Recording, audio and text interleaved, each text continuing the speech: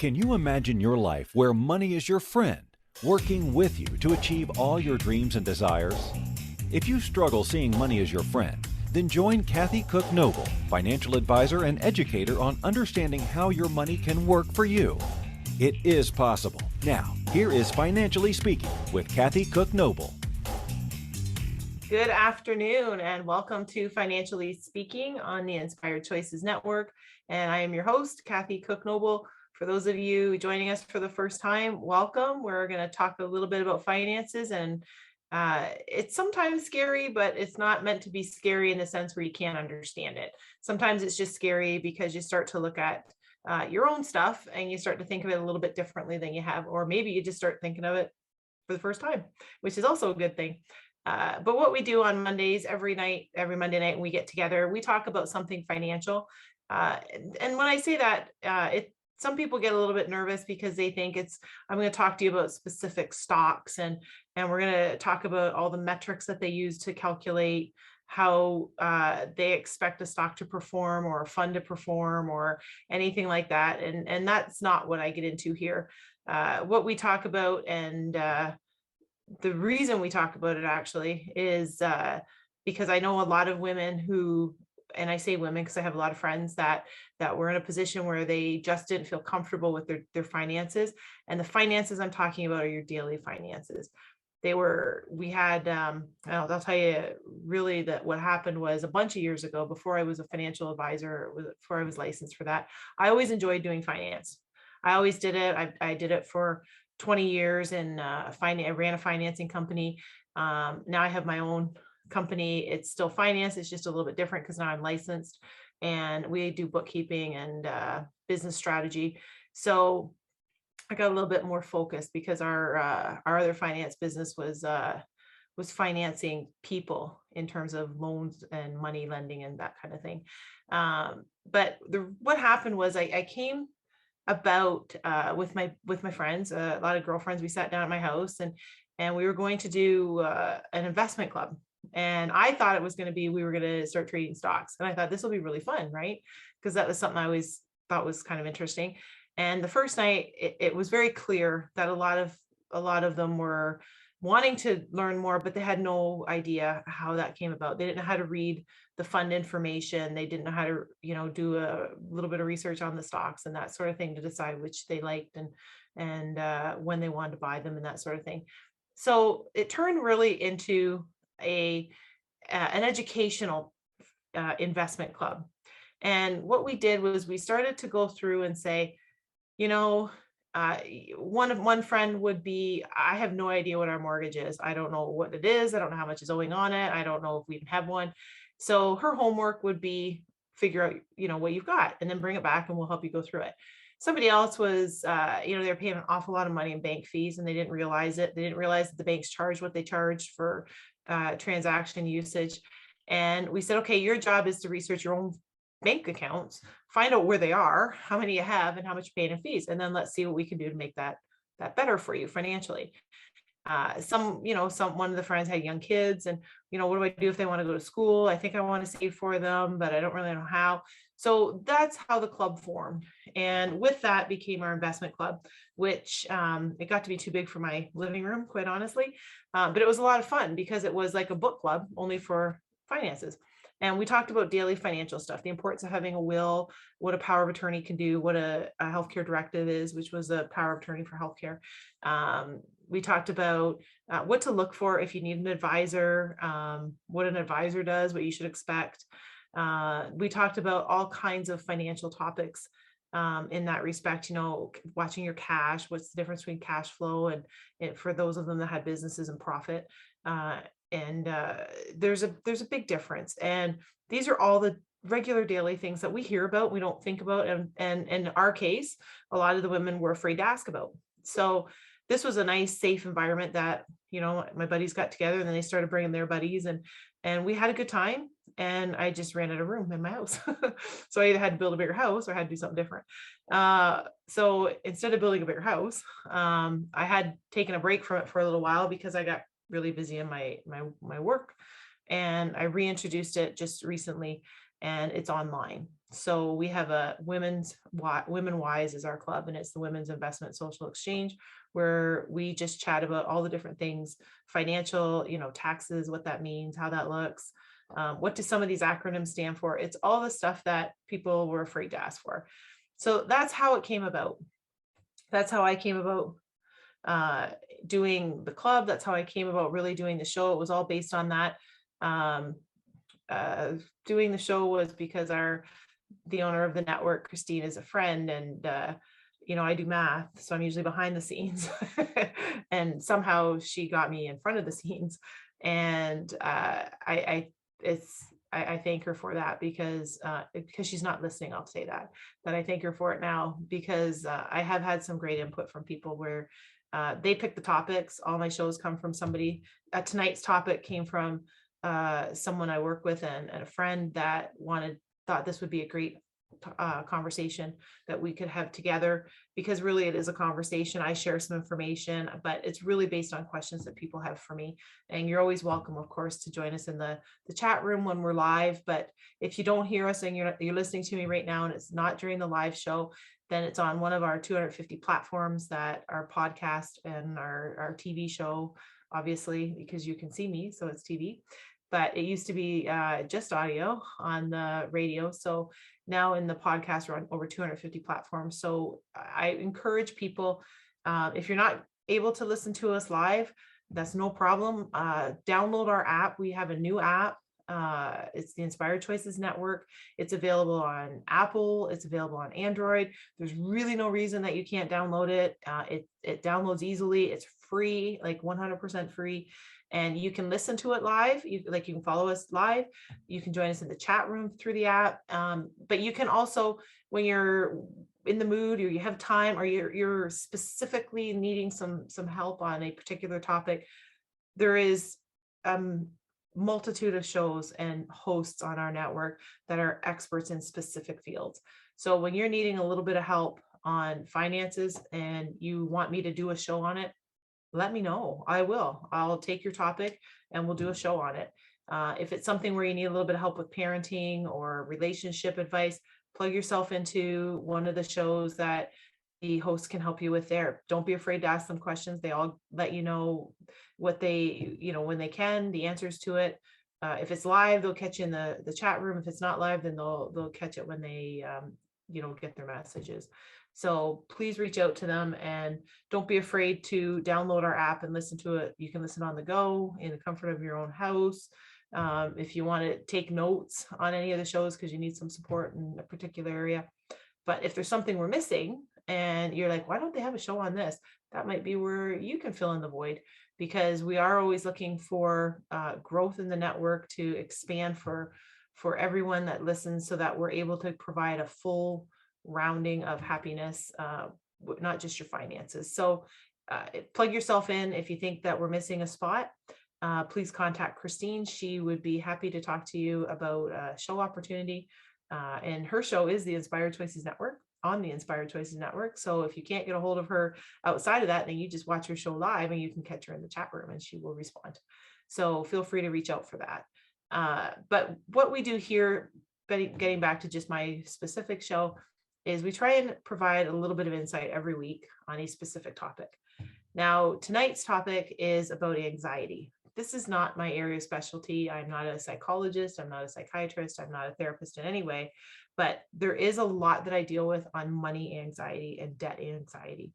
And believe it or not, it goes two ways. Like, you can have anxiety about having too much money. You may have inherited something. You don't know what you're going to do with it. You don't know how to handle it. There's a lot of anxiety about not having enough money and being scared that you're going to run out of money and not be able to pay your bills.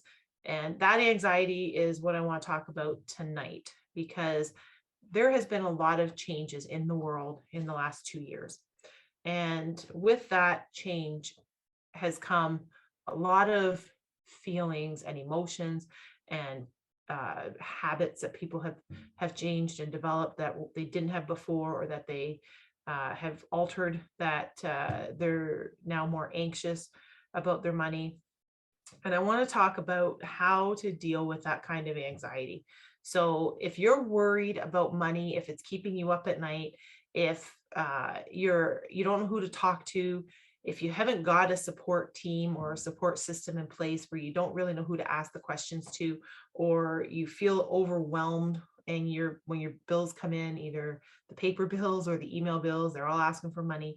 If you have that feeling of overwhelm with that, then you know what, you are really not alone, because almost a quarter of Canadians feel like not just anxiety, but they feel like the pandemic has ruined their financial future. So that's 25% of Canadians feel that way. That is a lot of people. And if you're in that group, this is for you. If you're not in that group, but you are anxious and you're finding yourself a little bit more antsy about your money, if you're a little bit, when you feel your heart racing a little bit when you start to talk about money, when you start to look at your money, if you had to use some of your financial savings, as far as maybe you cashed in some of your future planning money or your future savings during the pandemic because of lost jobs or from illness or whatever the case is, then this is for you, because we're going to talk about what this actually looks like. So I am going to share a few stats tonight, because I think it's important we understand that it's not just us, and I'm not just saying, oh, it's okay, it's not only you. I want you to understand from a statistical point of view that you aren't alone. And I am going to do one thing tonight that I never do on the show, and I don't get into the technical part of the economics, but there's one tiny piece that I am going to share a bit of the technical part, so it makes a little bit of sense when you're hearing it in the news. And you don't by any stretch need to have an economics degree, and you certainly don't have to get into the deep, heavy weeds of it. But I do want to share just a tiny bit of an economics definition.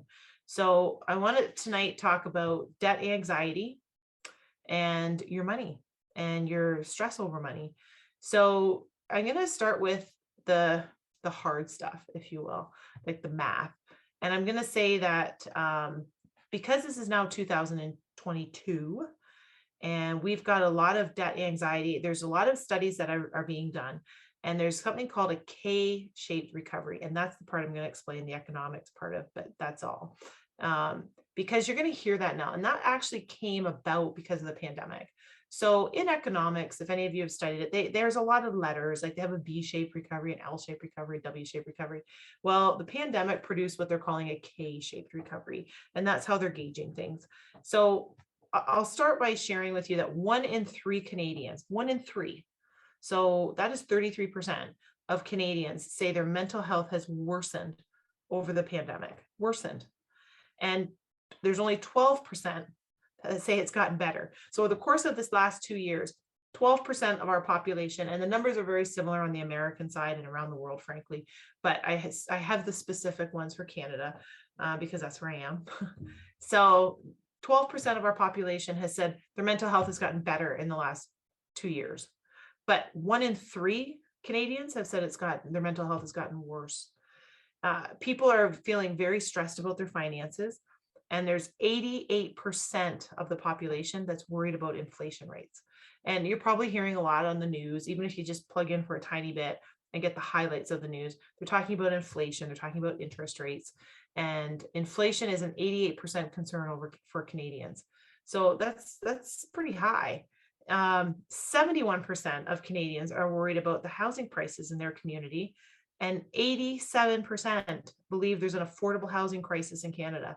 So for those of you that have just been picking up bits and pieces about the real estate market, there has been a huge surge on the price of real estate.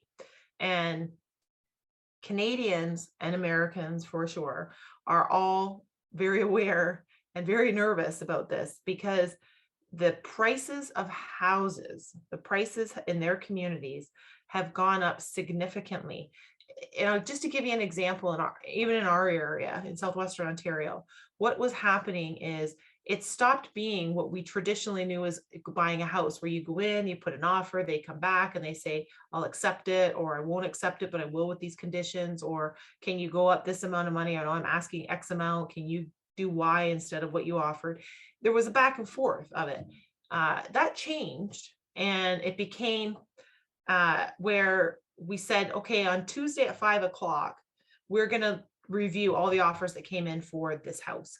So the house's asking price is this, and you put your offers in, And then on Tuesday at 5 o'clock, we're going to go through all 10, 12, 15 offers, whatever they were, and they were some big numbers like that. And they would pick whichever offer was the best. Now, clearly the best offer for the seller is going to be the least amount of conditions, the least amount of waiting time, and the most amount of money. So if you're a seller and you're like, I really need to sell my house, and somebody comes in and they offer you more than you're asking with no conditions and no building inspection, and they're willing to do a closing in 14 days if that's good for you, then that's the offer you're going to take. And that's what was happening. So all these offers were being put in at certain amount over asking price, and a lot of them were 100,000 plus over asking price. It's a lot of money. And what's happening is that with that, the value of all the houses have gone up. And subsequently with that, you've taken on more debt for a mortgage. So a lot of Canadians, 71%, are concerned about the housing prices in their community because they've gone up so sharply. But 87 are concerned that there's an affordable housing crisis. So what does that mean? It means how are people going to afford houses? How are people, say, aged 30 and under, going to buy a house when a house that's on the market for $300,000 is selling for $450 or more? And that's what was happening. How are they going to afford this house? So, and you got to qualify for this. And how do you get qualified when you're thinking, the house is on the market for $300,000? I qualify, I can afford a $300,000 house, but if I have to spend an extra $100,000 to get it, am I qualified for that? So it's made things a very difficult for a lot of people in terms of planning and comfort, quite frankly. And not everyone's economic recovery is on the same track. So 1 in 4 Canadians have said that they're having a hard time keeping up with their bills. That's 25% of our population is having a hard time keeping up with their bills. And that is an increase from last year. And it has a disproportionate impact on visible minorities and low-income families. This is what they're calling the K-shaped recovery, and they're saying K-shape is real. And the only thing I'm going to tell you from an economics perspective with the K-shaped recovery is, if you picture the letter K, that's where it comes from. And a K-shaped recovery, it occurs following a recession when different parts of the economy recover at different rates, different times, and different magnitudes. So for example, in contrast to an even uniform recovery across sectors, industries, or group of people, a K-shaped recovery leads to changes in the structure of the economy or the broader society as economic outcomes and relations are fundamentally changed before and after the recession. And this K-shaped path, which is what it is, the letter K, remember, because the path is different parts of the economy when they're charted together. So, you see all these charts and whatever on BNN and CNBC and all these TV shows when they're talking finances, you see all these different charts. So this chart looks like a K because it diverges. It looks like the Roman letter K because you have two arms shooting off at different recovering sectors. So if you think of it like that, the economy is recovering at different rates. So that's really where it came from. It came because of it was coined in 2020, basically because of the pandemic. And that really happened because of the sharp recession in the US that accompanied the COVID-19 pandemic. And it was used to describe the uneven economic recovery across different sectors, different industries, and different groups of people in the economy. So when you hear them talking about a K-shaped recovery, that means that it is very new, and that's why it happened. And that's where a lot of people are having a hard time keeping up with their bills, and it's disproportionate based on visible minorities, lower incomes, and so on. So that is the only technical part I'm going to give you tonight, and probably ever on the show, but you will hear it on the news. And I thought, just picture the letter K and how it intersects. So I'm going to take my first break of the night, and when we come back, we're going to talk about different anxiety, triggers, and maybe how we can help ourselves cope with this anxiety of money and stress. So don't go anywhere. You are listening to Financially Speaking on the Inspired Choices Network. I am your host, Kathy Cook-Noble. I'll be right back.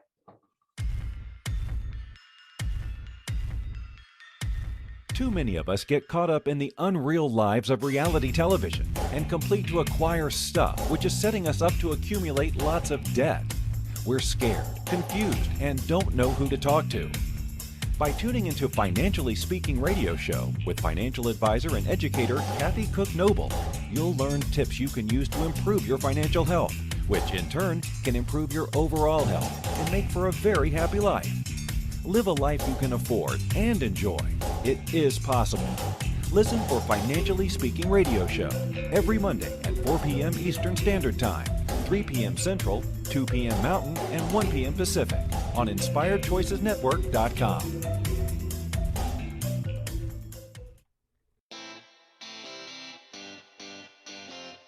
Are you a subject matter expert? Are you here to share your expertise with an audience waiting to hear from you in only the way you can deliver? Are you ready to have your voice amplified across the airwaves? Inspired Choices Network has a global radio platform streaming to millions of people across the world. Professionally produced and supported by an accomplished team every step of the way, you can broadcast from anywhere in the world, knowing your voice matters, and we ensure it is delivered with ease and efficiency. Eager to hear your message, the world awaits. Contact us today to become an Inspired Choices Network radio host. Email becomeahost@inspiredchoicesnetwork.com. This is the Financially Speaking Show with financial advisor and educator Kathy Cook Noble. To participate in the program, join our live studio audience in our chat room at inspiredchoicesnetwork.com. You can also make the choice to ask or comment by email by sending to Kathy@bookkeepplus.ca. Now back to the program. Welcome back, everyone. You are listening to Financially Speaking on the Inspired Choices Network. I'm your host, Kathy Cook Noble, and tonight we are talking about debt and stress and anxiety, all related to money. So if you've been up at night worried, or you wake up in the middle of the night and you're worried, as I mentioned, most Canadians are, about something with their finances over these last 2 years, then you really aren't alone. And that is not just supported statistically, but I'm sure if you were to reach out to half a dozen of your friends, they would all share the same anxiety and stress that they're feeling as well. Now, one of the things I wanted to share tonight was, while some people think that the outlook is bleak, I do want to share my own thoughts that we have been through crisis and many crises before, as a population, as a country, as a global economy. Even we have been through different crises, and one crisis is never the same as another. But the fact that we go through them and we recover, I have no question in my mind that that's going to happen here. We're going to get through this crisis. We're already coming through it. Arguably, depending on who you listen to, we're on the tail end of this pandemic. We'll see. We'll see, because right now we have no crystal ball, and we don't really, frankly, have a clear direction from anybody in charge, because I don't think they really know. So what we have to know is that our resilience always gets us through, and we as a people will get through this. Now, the question becomes, how do we get through financially? And that's what we look at. There's all kinds of pieces that we need to look at, like, how do you get through with the best mental health? How do you get through healthy? And this all plays in together with the money. But instead of looking at just the money, I thought we should look at the whole anxiety portion of it and the debt stress, because there's a lot of people very stressed about money. And there's a couple of steps for you to have a look at that could really shape up for you in terms of your mindset. And I've talked about mindset on the show, and we have our lifestyle guest host, Brent Bashara, who joins us every few weeks, and he comes on to help us with our mindset and really reignite us to keep focused, because money has a lot to do with your mindset. It's how you look at it. It's how you feel about it. It's the power you give it. And I say all the time on the show, I say it to people that I, meet in my practice or my family. I say it to myself when I need it sometimes, because we all do. Money has no feelings. We give it all kinds of power. We give it all kinds of special privilege in our life. But money has no feeling. Money has no thoughts. Money, there's no pile of money sitting out there thinking, oh, I really wish Kathy would take me, or I really wish somebody would claim me. That's not happening. And similarly, there's no pile of money out there saying, well, I'm not going to Kathy, like we don't get along. That doesn't happen either. What happens is there's lots of money out there, and the opportunities for any of us to claim it is there. Like we all have opportunities. Some have more depending on where they are and geographically, some where they are in different families and privileged type settings. They have maybe more opportunities to access it quicker. But the reality of it is it's all mindset. So if you believe that you want to make more money and that's something that's important to you, then you can. It's just a case of getting yourself in a position to put a plan together. It's people who think that they can't make it, they don't deserve it. They're afraid that, if they make too much money, people aren't going to like them, because that's true too. They're afraid that if they make money, then they're going to be a jerk because there's an association of people with a lot of money aren't nice people. There's all kinds of things that I've heard that people think about and people stress about, frankly. But some of the things we want to look at to get this stress under control and this anxiety under our control, so that we're comfortable and we're healthy, is start by reevaluating your finances. There's a lot of fear of the unknown. And if we just take a deep breath and we sit down and we start to reevaluate our finances, and let's see where it's actually at in our own house. So for Canadians, the pandemic has slashed debt and spending. And you might be feeling a little bit anxious knowing exactly where you're at financially. But here's the thing that I've been reading about with fear: it thrives in uncertainty. And if it doesn't matter who you are or your best intentions, or if you think, man, that person's really got it together, when the fear gets in their mind and they get thinking, but what about this? And oh my gosh, if this happens and this happens and that happens, and I lose my house, if I lose my job, that, and it's easy to spiral out of control. So that's how fear grows, because of the uncertainty. So let's figure out where we're at. And 71% of Canadians, these are big numbers, they admit that they don't have a financial plan. 71% of Canadians. And this is similar around the globe. So let's have a look. This is one of the first steps to getting rid of our anxiety and our stress. Let's see where we are. Let's evaluate our finances. Let's sit down and say, what have we got for debt? Because avoiding it is only causing you more stress. Let's take it head on. Let's say, what do we owe? We owe some money on our credit card. Okay, how much? And okay, we owe money on our mortgage. That's fine. We maybe have a line of credit. Okay, what is it? Let's get control of it and take that emotion away from it and say, and sometimes, and I've had people where like, it's too hard for them to do it for themselves. Let's pretend you're doing it for somebody else. You're taking your finances and you're going to do this for your kids, or do this for your spouse, or maybe it's a sibling that you can pretend you're doing it for. And maybe that gives you just enough separation of the emotion that you can look at it and say, let's evaluate the finances, but let's get it all and find out what it is. This is a good opportunity. And I've said on the show, you don't have to. And I still say that if you're not able to do this yourself, there's nothing wrong. There's no shame or issues with dealing with a professional. There is nothing wrong with getting help for a professional, just like you would for a toothache with a dentist, or an earache with a doctor, or some other health concern. You go to a doctor, they would send you to a specialist. If it's a tax issue, you're going to go to an accountant where you have issue. If you need to get help with a financial planning, either a financial advisor, someone like myself, if they do it, if it's a financial coach or a debt counselor. This is not saying I want anyone to go out and declare any kind of bankruptcy or do any kind of proposals. I don't. That is not what I'm saying. Go and ask for some help to get control of your finances, to find out where you're at, what you have coming in, what you have going out, what you've obligated yourself to. Let's just gather that information and find out. There's nothing wrong with talking to a professional and getting a sensible financial plan put in place that you now feel comfortable with, that will help alleviate your stress. And you'll be able to say, you know what, I've worked on this. It makes perfect sense. It's 100% doable. So I don't need to stay up all night worrying whether I have enough money to pay my mortgage or buy groceries, because I have a plan in place on how I'm going to do this. There's nothing wrong with that. And another important part is to remember to be kind and compassionate. We are so hard on ourselves.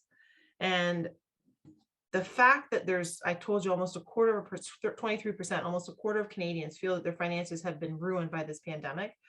We need to be kind to ourselves, and we need to be compassionate, because it's easy to be really hard on ourselves. And most of us know that the hardest we are on anybody is ourselves. So it's okay to just show a little bit of kindness to yourself. It's difficult to be in this position of financial stress, and it's difficult to wrap your head around it when you're trying to do it all at once. We break it down into pieces. We get a plan. We get help if we need it, whether it's from a professional or from your cousin or uncle or aunt who's been really successful and they're willing to share their information and share their time. However that looks, that there's nothing wrong with that. So this is the right time. This is it. This is a great time for us to start to get control of our finances and get control of our debt and our anxiety and get ourselves back on a path. Because what we're going to talk about in the next section is this debt and this stress and this anxiety.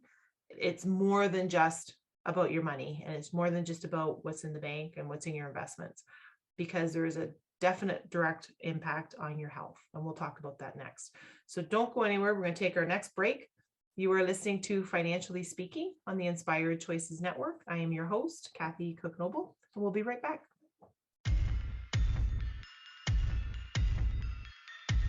Too many of us get caught up in the unreal lives of reality television and complete to acquire stuff, which is setting us up to accumulate lots of debt. We're scared, confused, and don't know who to talk to. By tuning into Financially Speaking radio show with financial advisor and educator Kathy Cook-Noble, you'll learn tips you can use to improve your financial health, which in turn can improve your overall health and make for a very happy life. Live a life you can afford and enjoy. It is possible. Listen for Financially Speaking radio show every Monday at 4 p.m. Eastern Standard Time, 3 p.m. Central, 2 p.m. Mountain, and 1 p.m. Pacific on InspiredChoicesNetwork.com. Money is complicated, right? Actually, no, it's not. You don't have to be a trader on Wall Street to get a handle on your money. TV shows often instill fear to keep you believing you can't understand it or do anything yourself. If dealing with your finances brings up a lot of other F words, then you need to read All Ladies Should Use the F Word, A Guide to Loving Your Finances by Kathy Cook-Noble. Kathy helps you take control of your finances and leave the other F word, fear, in the dust.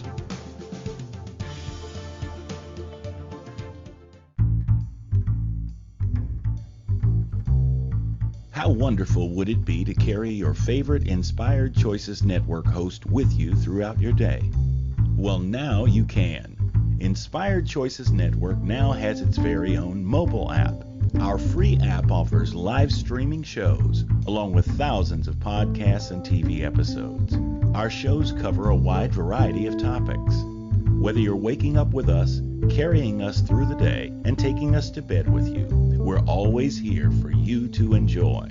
We're easy to find. Just search for Inspired Choices Network in the Apple App Store or Google Play Store. This is the Financially Speaking Show with financial advisor and educator Kathy Cook-Noble. To participate in the program, join our live studio audience in our chat room at InspiredChoicesNetwork.com. You can also make the choice to ask or comment by email by sending to Kathy@bookkeepplus.ca. Now back to the program. Welcome back, everyone. You are listening to Financially Speaking on the Inspired Choices Network, and I'm your host, Kathy Cook-Noble. Tonight, we are talking about stress and anxiety and debt and all these things that have been happening over the last 2 years to create all this additional stress and anxiety for everyone. It's been a very unique situation, and I'm sure from the people I talk to during the day, that a lot of people feel hopeless and helpless. And I'm here to tell you that you can do it. You can get control of your finances. You can get control of your stress and your anxiety. And it's not enough for me to tell you that. I need to give you some tools and some tips that can get you started and pointed in the right direction. So let's talk about how to feel less anxious about money. And remember, money is just something that we say has value because we say it has value, not because it has emotions or preference or it thinks about us. It doesn't think about us at all. So let's just look at it from a point of view of what it is without the emotional part, because we put the emotion on it. That helps a little bit when I'm anxious about it or I start thinking about it. You put it, I try and put things in perspective no matter what's happening in my life and say, what is causing this? And that's one of the things I'm going to talk about in a little bit. But we just want to break it down and say, okay, if I were to take a deep breath and think about this from an objective point of view, what would I do and how would I do it? So financial stress, there's lots of reasons that you're out there feeling stressed. Some of us out there might be feeling stressed because we've lost a job, because we've had debt increase significantly over the last 2 years, maybe because we have a whole bunch of bills and expenses that keep coming in, and really the main type of stress comes from avoidance. So we're anxious about it. We see all these bills coming in. We get to the point where we're paralyzed and we can't even open them because we know it's another creditor asking for money.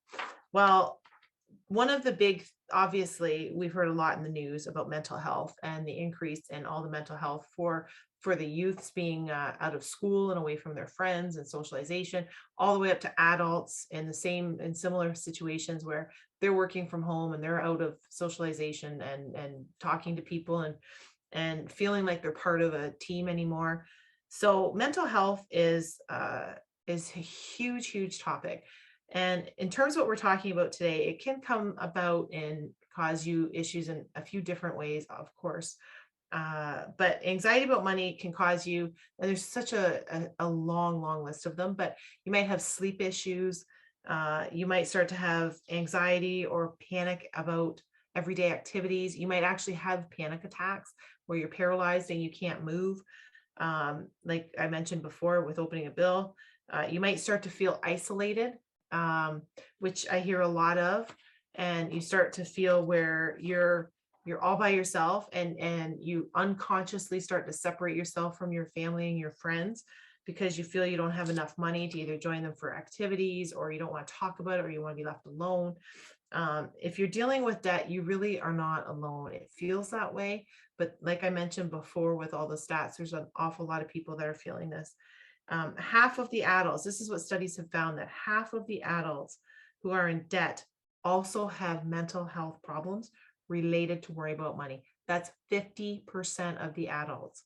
Half of the people in all these studies are worried about their money, have mental health problems. And it can feel like a burden that you're dealing with completely by yourself, and feeling lonely makes it worse. So it just augments that whole stress and anxiety. It can be increased, the anxiety, through all kinds of other issues like mood. It can be mood changes. It can be emotional outbursts. There's all kinds of ways it might show itself. Another interesting and obvious, it's obvious after you read it and study it, right? But not so much when we're about ourselves, is our physical health. People who have debt or stressed, they often report that this affects their physical health. Financial anxiety can release hormones like cortisol and adrenaline. This can lead to problems with blood pressure, heart rate, immune system functions, your mood, memory, weight gain or loss. These are some of the ones that you can have appear in a physical way. If we want to control our finances, what we want to do to get started is ask ourselves, what is the root of the problem? So it can be that, oh yeah, it's a pandemic, I lost my job, whatever. Ask yourself, so what is causing the actual financial insecurity? Did you lose a job? Are you worried about losing your job? Maybe that's it. Is it because you have all this debt, or because you're afraid if you lose your job, you're going to accumulate all this debt? Is it because you're afraid you don't have enough income, or did your income actually get cut? Once you've pinpointed the source, believe it or not, then it's a lot easier to start putting a plan in place. And as soon as you start putting a plan in place, you'll start feeling some relief and you'll start feeling a little bit better. And as you start implementing it and you see it work, then you'll start to have less and less and less anxiety and stress. So start with, and I mean, I always hesitate using the word budget because people think that sounds so overwhelming, but track your cash. I've said it before, I'll say it again, probably many times to many different people in many different ways, but just track your cash. Take a pad of paper and a pen if you want, or go on your computer and do a spreadsheet. Doesn't matter. Don't get overwhelmed and fancy.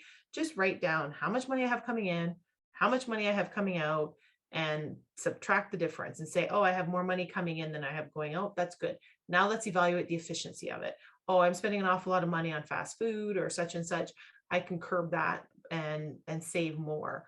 Or I have more going out than I have coming in. Okay, let's evaluate. Where's it going? Well, I'm spending a lot of money on renting or buying books that I'm not reading. So maybe that's one of the areas you can cut. The fast food is always a big one that I see. Memberships is always a big one that I see. These are subscriptions now, not so much the memberships like the physical ones where you got the magazines in the mail, but subscriptions. They're huge now. Everyone's got memberships that they're part of the music club of this, and they're part of the book club of that, and they're paying, $10 here, $15 here a month. Well, let's evaluate them and see if you're using them and getting the value out of them. That's a great way to start. Then we want to cope with our stress. So let's start to deal with a plan on that. Like if you can stick to a daily routine, like regular meals, some physical activity, getting enough sleep, make sure you focus on your healthy foods to nourish your body, avoid alcohol. People, when they worry about money, they sometimes increase their alcohol consumption or drug use, either recreational or prescription, or illegal, as sometimes the case may be. Try and calm your mind. When Brent Bashara comes on, and he was on just a week or two ago, he went through a meditation with us. This is not complicated, crazy, wild stuff that we're getting into. Just learning how to breathe and calming your mind. It is amazing when you take some deep breaths, and you can do it anytime, anywhere. Just take some deep breaths that starts to slow down your heart rate and calm your mind, and it makes things easier and clearer for you to focus and sort of start to formulate a plan. So, and then of course I mentioned before, get help with your finances, whether it's a professional, whether it's a good friend that you know is good with finances. There's nothing wrong with asking for help. And frankly, I've seen when some people, and I've had this myself, where they come in and they get, or we do it through Zoom or whatever the case, and they just start feeling better. And it's not so much anything that I've done. It's just having someone to talk to and go through this and brainstorm with and work it out. And then they end up doing a lot of it themselves. They feel a lot better about it. They're prouder. They have less stress. So it doesn't have to be a professional like me or an accountant or anything. It can be somebody that's in a position to help you, though. Like, don't just ask your sister or brother because they're your sister or brother and they're terrible with money, but you feel obligated to ask them. Don't ask them anything then. If that's the case, do it yourself. You don't want to be getting somebody who's also bad with money or in the same stress situation or anxiety situation that you are. So don't be afraid to ask for help. There are 3 coping strategies that a psychotherapist has released on dealing with money and stress issues. The first one is reframe your relationship to money. So one of the best things that you can do, they say, to create a relationship with money and an understanding of money that isn't just treating money as the problem to be solved. So reframe your relationship. So a lot of what we believe about money is because of the culture that we're in and what we were taught about it. And I mentioned before, like some of the predispositions to money that we have, like it makes me this way, or I'll look that way, or I'll feel this way. That's all stuff that's culturally put on us. So start to reframe your relationship with your money. The second thing that they say is to set aside time to regularly look at your money. And again, I go back to our conversation with Brent Bashara. If you recall him saying that Money Mondays is the day that him and his wife get together and they go through their plan and they go through their budget and they're like, are we on track? Are we off track? This doesn't have to take hours and hours and hours. This is something where you have your plan in place. And then in their case, they make it fun and they call it Money Mondays, which I think is great because it works with our show on Monday nights. You can do the same thing and just go through it and say, am I on track? Am I off track? Where do I need some support? Where do I need some clarification? I don't really understand how to read this loan agreement. Where can I get some help with? That's what I'm talking about. So set aside time to regularly look at your money. Don't say, okay, I put a plan in place, I'm never going to look at it again. That's not going to help you, and it's not going to help your anxiety or your stress. Set some time to say, hey, I got this. This is my time. I sit down and I look at Saturdays at 2:00 for an hour. I book myself to go through my budget, my cash flow, my track your cash, whatever you want to call it, and make sure that my plan is in place. I need to know that my mortgage was paid because it's due on such and such a day.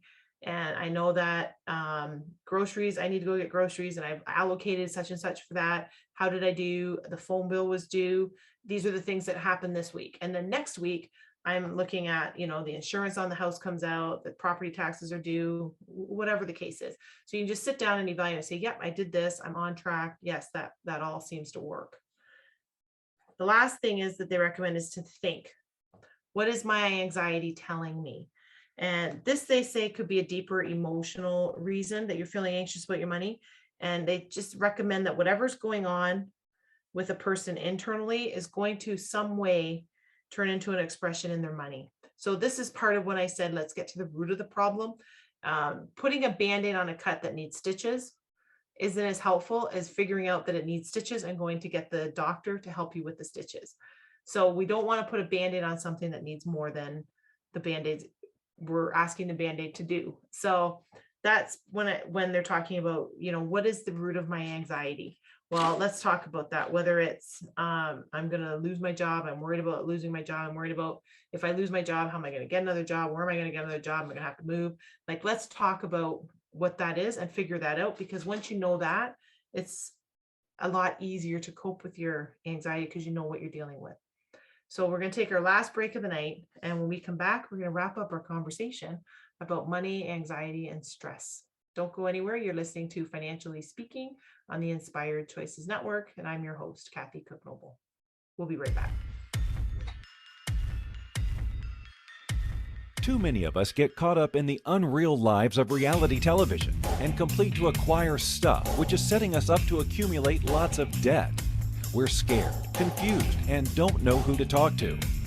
By tuning into Financially Speaking radio show with financial advisor and educator Kathy Cook Noble, you'll learn tips you can use to improve your financial health, which in turn can improve your overall health and make for a very happy life.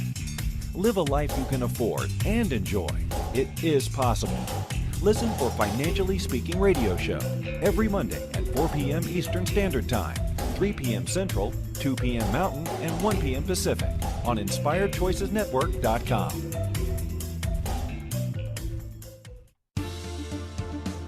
This is the Financially Speaking Show with financial advisor and educator Kathy Cook Noble. To participate in the program, join our live studio audience in our chat room at InspiredChoicesNetwork.com. You can also make the choice to ask or comment by email by sending to Kathy@bookkeepplus.ca. Now back to the program. Welcome back, everyone. You're listening to Financially Speaking on the Inspired Choices Network. I am your host, Kathy Cook Noble, and we have been talking about money and stress and debt and the increase of stress that people have had in a conversation, many conversations I've had with people. And I can see it from a practical point of view, but then you read the different studies and you can see that there has been a very big increase in mental health and stress and anxiety about money in the last 2 years, since the pandemic began. And some of the effects we talked about on your health, I'm just going to give you a quick run through.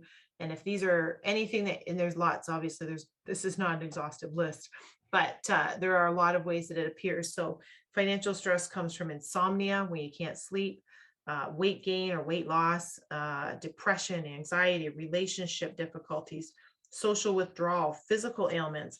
These are like heart attacks, gastrointestinal problems, diabetes, high blood pressure, stuff like that. unhealthy coping mechanisms, which we talked about before. And this is just a vicious cycle that goes on and on. We worry about money, and then it increases the mental health issues. And one of the main pieces of information that I wanted to get shared with you is that get help where you need it. There's nothing wrong. We all need help with different things all the time. And there's nothing wrong with that. Get to the root of the problem and find out what you're really anxious about. And then you can deal with it either by yourself or with help from someone else. So a number of studies have linked this cyclical link of mental health and stress to such problems as anxiety, depression, substance abuse, the financial problems, how they affect your health adversely, the decline in your mental health makes it harder to manage your money, and the difficulties managing money lead to more financial problems and worsening mental health. So it's like a vicious cycle that we want to break, and we want to help people with, because there has been an awful lot of that over the last couple of years. So don't be afraid to talk to someone. Don't worry about getting sitting down and let's figure it all out right now. Talk to someone, just have a casual conversation, like we're doing tonight. And I have this every day, I don't understand, this is what I'm worried about. Okay, well, what are you really worried about?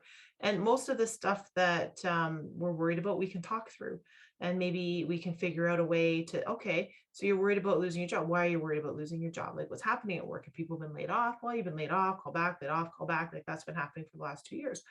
So then we start to look at, okay, well, let's look at what happens if you are laid off, and what would happen to transition to another industry or another company or whatever. So just start having conversations, and then get advice if you need it. Open up to your family. You don't have to do this all by yourself. I always say, and I'm not afraid to talk to the kids about money. I talk about it all the time.